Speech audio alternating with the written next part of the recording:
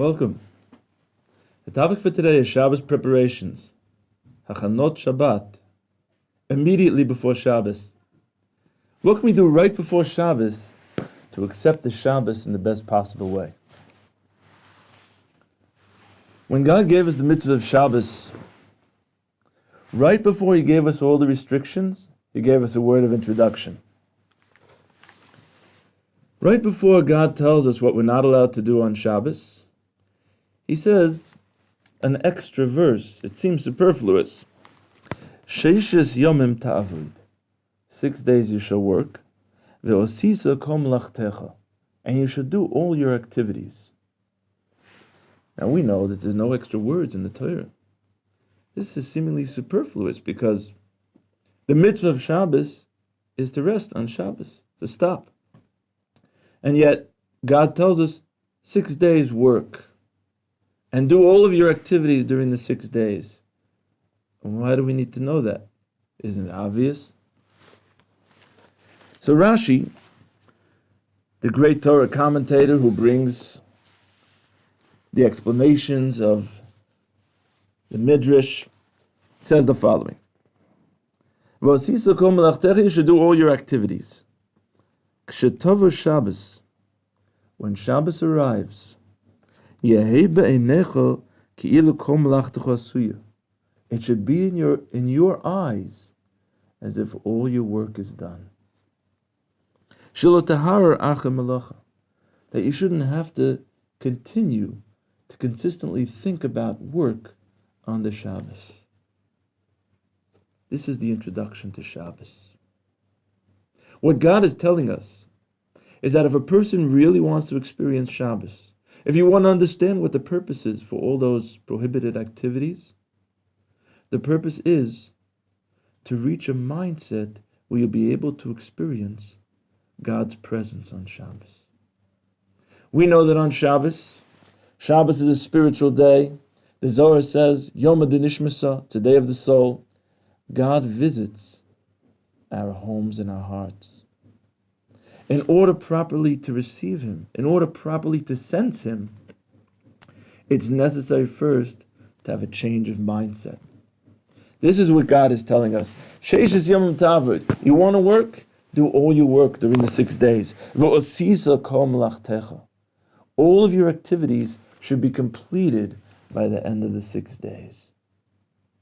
When it comes the end of the 6th day, when it comes Friday afternoon before Shabbos, that is the time to sit back for a minute, to sort of separate, to realize whatever I did is already accomplished. It's already done. I don't have to keep on going. This is a deep point. Because really, the mindset that we're in during the week is totally opposite to Shabbos. The mindset that we're in during the week is just to accomplish, keep on going. Just get in the next thing, do even more. And that's why there are some people that they find it even hard to stop for Shabbos. But what God gave us in the gift of Shabbos is the ability to have an experience of the ultimate level, the reward that's going to take place for everything that we're doing. What is our goal? Everything that we're doing is to reveal God's presence in the world. That's why we build families. That's why we support our families. That's why we pass on the message to the next generation. It's all to eventually reach a level where God is going to be revealed in the world. Says God, I will give you an experience of that ultimate revelation each and every week. Every week when Shabbos comes, my presence might not be revealed in the whole world, but I'll at least reveal my presence to you. I will personally visit your home. I will personally give you an experience of myself in your heart. And so therefore Shabbos really is the goal. Comes the Medrash and tells us that once that point is coming, once we reach Shabbos, we have to imagine that whatever we did already, whatever is necessary to do, it was done. You know, it could be similar, it could be exemplified to a person studying for a final. You try to study and you put in days, sometimes nights. You try as much as you can to know the material, but once it comes to final, there's nothing really left to do. Then you have to go through the experience of taking the final. Hopefully you studied enough. We try whatever we can during the 6 days to reach the goal, to proliferate God's name, to do the mitzvahs, to reveal God in the world. Once it comes Friday afternoon, we did whatever we could. Now we have to have the ultimate experience of God's revelation in our homes and in our hearts. In order to do that, we need to change our mindset. 6 days you work.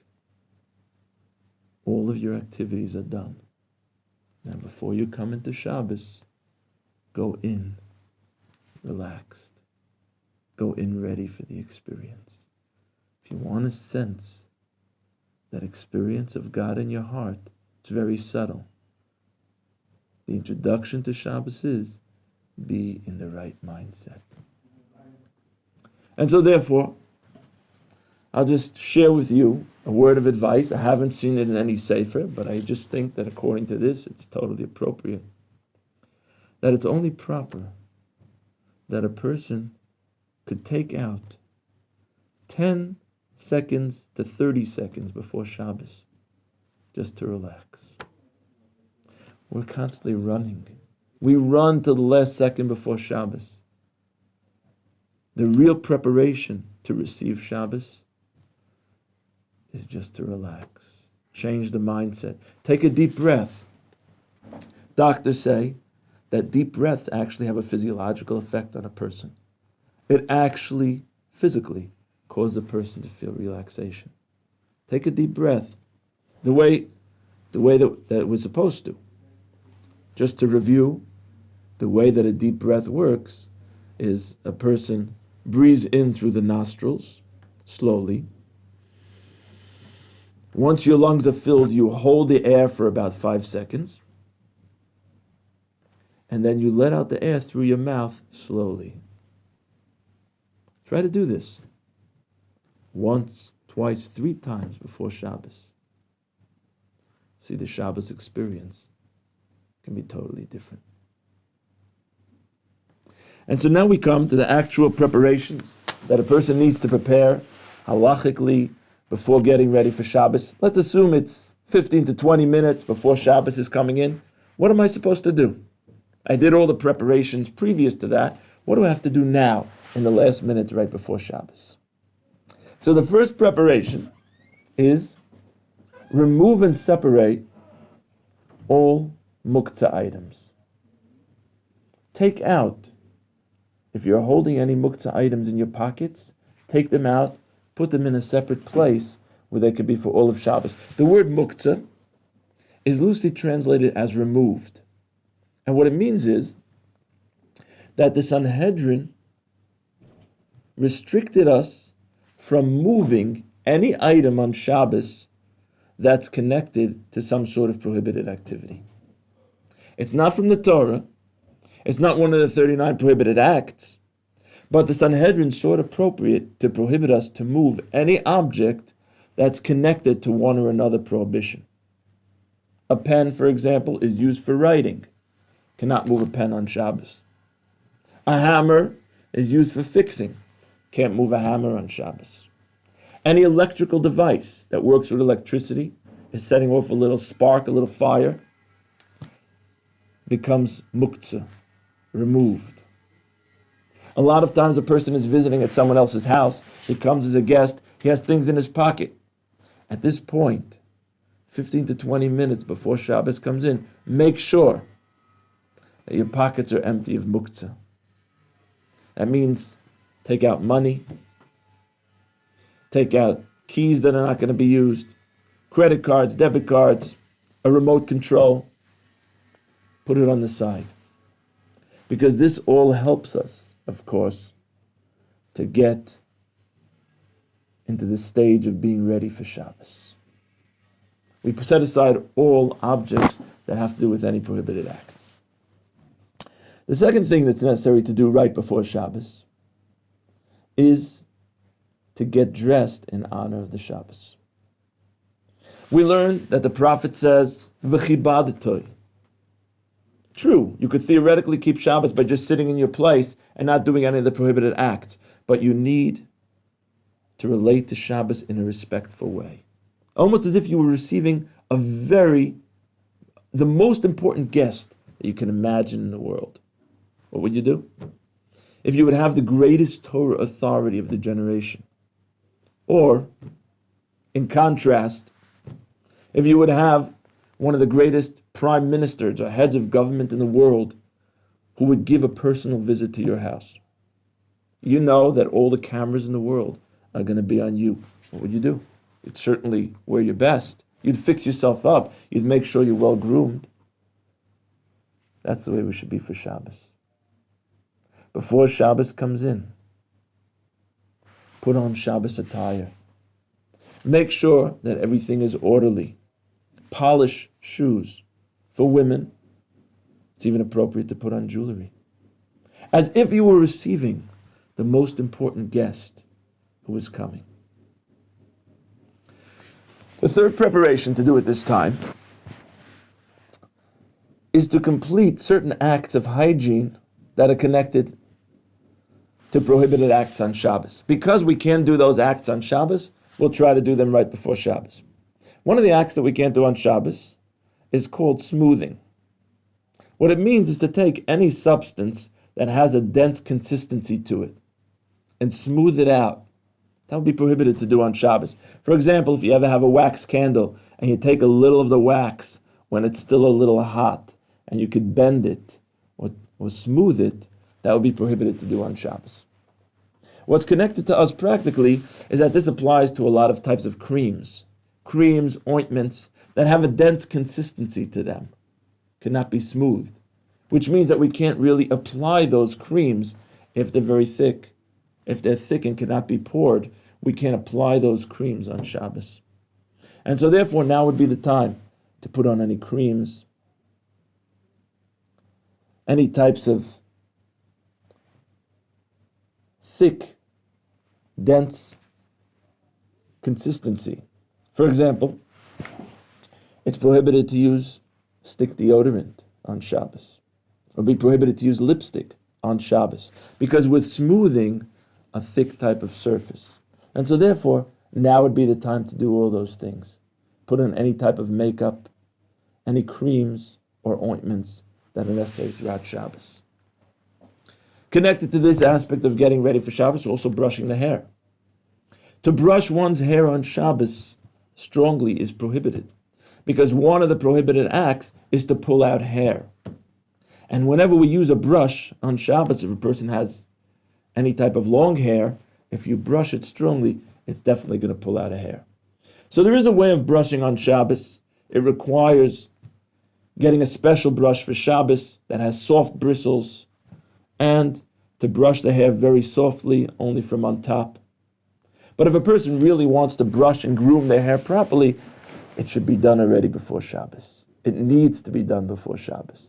And so therefore, now would be the time to groom oneself as well. So, to review the points that we learned already, what are the preparations that a person should be doing immediately prior to Shabbos? Number one, removing any muktzah, any removed items, any items that are set aside, that are not going to be used on Shabbos, because they're muktzah, should be put away in a special place. Number two, we need to dress and get ready as if we're receiving a most important guest. Number three, we should put on any creams and ointments that we need to put on that we wouldn't be able to put on Shabbos. Number four, we should brush and groom the hair properly before Shabbos so that we're ready in proper groomed form for Shabbos. Technically, there is another point that comes up over here, and that is, although the main pleasure that we're supposed to take is on the day of Shabbos itself, and therefore we make very big meals on Shabbos, and elegant meals with delicious food, but nonetheless, the rabbis tell us that a person should not go into Shabbos when he's in pain, when he's torturing himself, when he's hungry. And so therefore, very important that if necessary, a person should remember to eat something.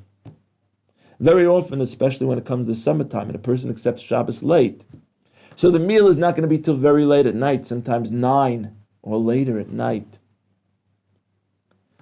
People forget to eat because they're waiting for the meal later on. Make sure in this time before Shabbos, eat something, drink something if necessary. Once a person lights candles and they accept Shabbos, it's not permitted to eat or drink anything until making Kiddush. And so therefore, at this point before Shabbos, make sure to eat something, drink something. If you have small children, maybe give them one of the courses from the meal. They don't have to wait until even if you have guests, give them something to drink, something to eat, if the meal is going to be late at night. Included in all this is also taking any medicines or vitamins that are necessary. Halachically, a person can take medicine on Shabbos if it's actually needed for a healing effect, if it's clearly needed for a healing effect. For example, a person is taking a battery of antibiotics, he's allowed to continue to take it through Shabbos. But medicines that are not so clearly needed, or preventative medicines, for example, vitamins, we would not take on Shabbos. And so therefore the time to take all of those would be now. Eat something, give your kids something to eat, give your kids their vitamins. That's what we need to do. So now it comes finally, that special time to accept Shabbos. Shabbos descends upon the world, and it descends upon our home at the lighting of the candles. What we have passed down is the proper activity at those moments. Is first, it's an accepted custom to give tzedakah, to give charity at that time. It's at this special time, when we're about to experience that special gift, the special presence of God very close to us that we want to share with others. Share a little bit financially, give charity, share with others in these final moments before accepting the Shabbos. And then, when it comes finally that moment to light the candles, when we actually accept the Shabbos, when God's presence, so to speak, descends upon our homes and into our hearts, it's a very special time that's noted for prayer. It's especially a unique time to pray for children, beautiful Jewish children, who will desire to go in the way of God. Many great leaders throughout history have testified about themselves that their great achievements were due to the tears their mother shed at the time of candlelighting. May we merit to accept the Shabbos each and every week in a wonderful way. May God give us the merit to be able to sense His presence among us, to be able to sense that subtle presence, the silent voice in our hearts that we all sense on Shabbos. Within our homes, within our hearts, until that day when God's presence will be seen everywhere in the world. In the final redemption, may it be speedily in our days. Amen.